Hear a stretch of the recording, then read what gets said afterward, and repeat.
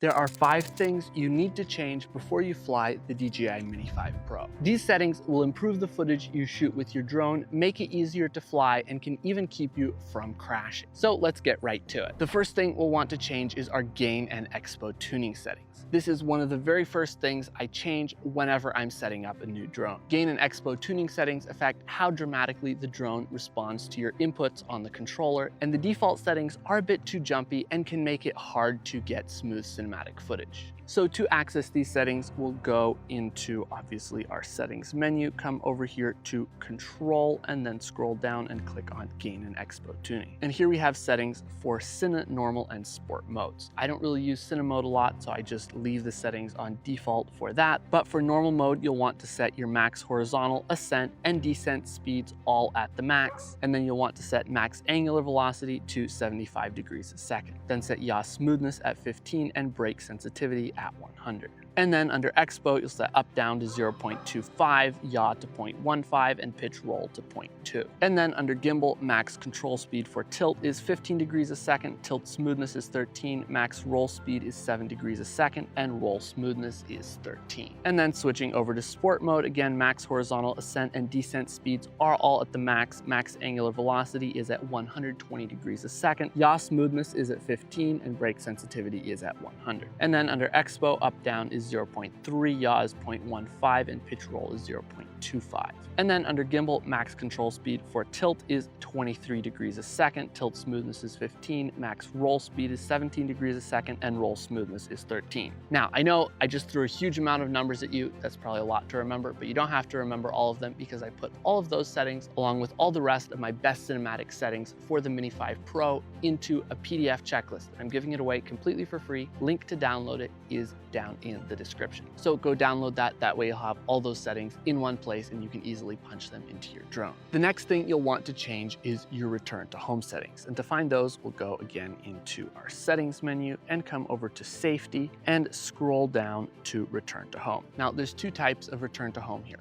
optimal and preset. Optimal return to home will use the flight data and sensors to find the quickest and most efficient way back to you without hitting anything. Whereas preset will just ascend to whatever altitude you set and fly home and then come back down. Now, after testing out both of these, optimal does work quite well, but I still don't quite trust it, especially in situations where there are a lot of things to run into, like small branches. The obstacle avoidance might not be able to detect. And since I use return to home pretty rarely, usually only for when the drone flies out of range, I usually just leave this set to preset, although both can work well. And if you do have it set to preset, you'll want to make sure that your auto return to home altitude is higher than any obstacles in the area. I usually just leave this set at 400 feet because I don't want to have to worry about what might be in the area, and around here there's a lot of tall hills and a lot of tall obstacles, so it's easier to just not have to worry about it. And then one more setting that it's important to know, down all the way at the bottom of safety under advanced safety settings, is what happens when you lose connection to the drone. By default, signal lost is set to return to home. This is what you want 90% of the time. You want the drone to fly back to the home point. But there's one situation where this can actually crash your drone, and that is if you're flying under some kind of overhead obstacles like tree branches, or if you're flying indoors. If the drone decides to return to home, it can potentially go straight up and run into those obstacles and crash. I've had this happen before. My remote somehow disconnected from the drone when it was just a couple feet away, went up into some trees, crashed, had to throw a stick out of it, fell down, broke some stuff on the drone. Not fun. Now, this is a little bit less likely to happen with 360 obstacle avoidance on the Mini 5 Pro, but it's not completely foolproof. So if I'm going to be doing a lot of flying in enclosed environments, I'll change this from return to home to hover. And then it will prompt you to confirm that you know what you're doing. And when it's set to hover, when you lose connection to the drone, it will just hover in place until you reconnect. There's also a descend option, which will just make the drone land straight down into whatever is under it when it loses signal. I don't know why you'd ever want to use that, but the option is there. Now just don't forget to change this back to return to home when you're done flying under things. Otherwise you might fly the drone out of signal and it'll be stuck out there. You can't get it back. I've had this happen before. Thankfully I was able to get closer to the drone and didn't lose it, but just remember to keep an eye on this setting. And while we're on return to home, there's a couple other super useful features I'll mention. The first one of these is AR home point. Now this should be turned on by default, but if it's not, we can just go over here into safety and scroll down right under our return to home altitude.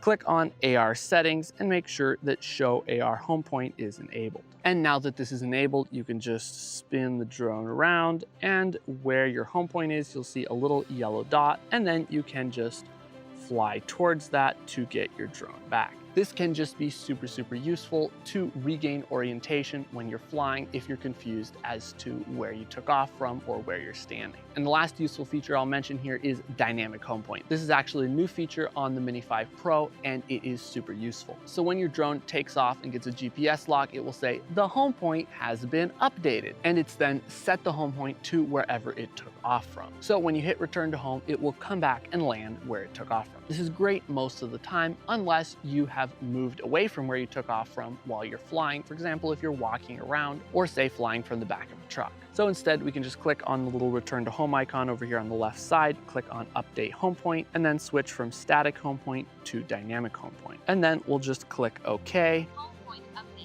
Home point updated. And then if we go to our map down here, you can see that the home point is currently set to my location. I'm going to go ahead and move a little ways away here.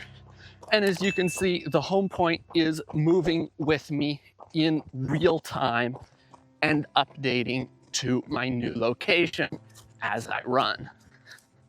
And now if I trigger return to home, the drone will return to where I am, where my controller is, instead of to where I took off from. The third setting you'll want to change is to enable grid lines and the center marker. And to do this, we'll again go into our settings, come over here to camera, and we are going to scroll down to where it says grid lines. I always turn on my thirds grid and center marker. The thirds grid is helpful for composing your shots according to the rule of thirds, which is basically a photography and filmmaking composition rule that says to put important parts of your shot, like for example, the horizon or subject, on either a horizontal or vertical thirds line or where they intersect, for a more pleasing composition. A practical example of this is I'll often put the horizon on the top thirds line if I want to emphasize the ground more, or on the bottom thirds line if I want to emphasize the sky more. And the center marker is useful if you want to center something up precisely in your frame for a centered composition, like let's say I want to center this house exactly in the middle of my shot, or let's say I want the horizon to go exactly through the center of my frame. And it's also useful for when you're flying so you can see exactly where the drone is headed.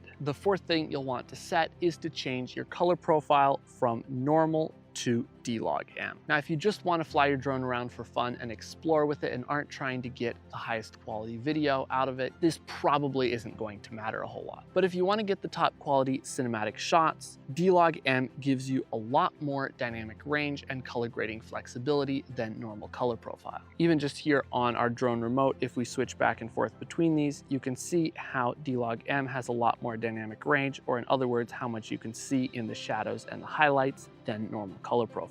Now, D-Log-M does look kind of flat and boring, and you will need to add that contrast and saturation back in post, but you can do it in such a way that you keep all the dynamic range and you can get a lot better looking image than just shooting in normal color profile. Or if you want something that's a little bit less flat but still keeps a lot more dynamic range, you can use hybrid log gamma, which is somewhere in between the two. And if you are shooting in D-Log-M, you'll want to turn on the color display assist switch right underneath, which as you can see makes the footage look a lot prettier and a lot less uninspiring on your remote control, while not affecting the footage that is recorded to the SD card. Now, if you want to see some tips on how to edit and color grade your drone footage to look amazing, as well as how to create smooth dynamic movements, how to work with natural lighting, the best settings to use, and a whole bunch more, I put together a completely free 45-minute drone filmmaking training where I share my top 10 secrets to getting cinematic shots with any drone. It's completely free, no strings attached, and the link to that is down in the description. Or if you do want to go even deeper, I have an entire 12-hour drone filmmaking course with over 100 tutorials breaking down every single part of my process for creating professional cinematic drone videos. And link to that is down in the description as well. And for our fifth and final thing that you'll want to change on the Mini 5 Pro before you fly, we have setting up the custom buttons on your remote. Now, there are a lot more buttons and dials that you can customize if you have the RC2 remote rather than the RCN3, and I definitely recommend this remote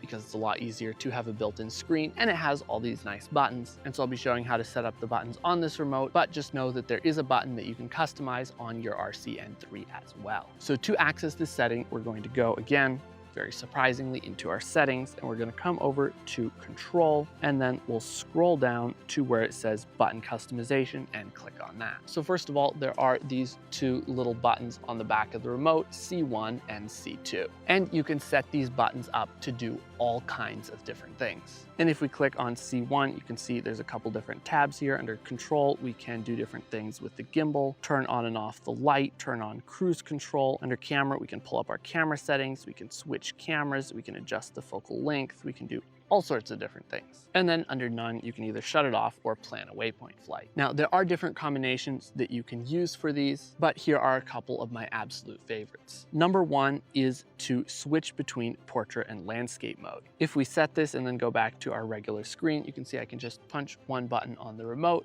and it will flip between horizontal and vertical photos and videos. This just makes it super easy to switch back and forth if you need to capture horizontal content for, let's say, YouTube, and vertical content for Instagram, TikTok, etc. Another one of my favorite things to set this to is, again, under camera. If you select switch cameras, then you can just click one button on your remote and it will switch between the wide angle camera and the 2x camera. It's not really a second camera, but it is a decently high quality 2x crop mode, so you can just switch easily between those without fooling with your screen. And another one I really like to set it to is recenter and tilt down the gimbal. And this just lets you flip the camera straight down and then back up to flat horizontal with the click of one button without having to slowly scroll through with the gimbal wheel. And there are a whole bunch of other great things that you can assign to these buttons. I don't have time to go through all of them here, but you'll just want to assign your two most used to the custom 1 and custom 2 buttons. And then directly underneath, you can customize what the right dial does. That's the dial that you don't use for tilting the gimbal. You'll usually want to keep this on gimbal roll so that you can roll the gimbal to the side.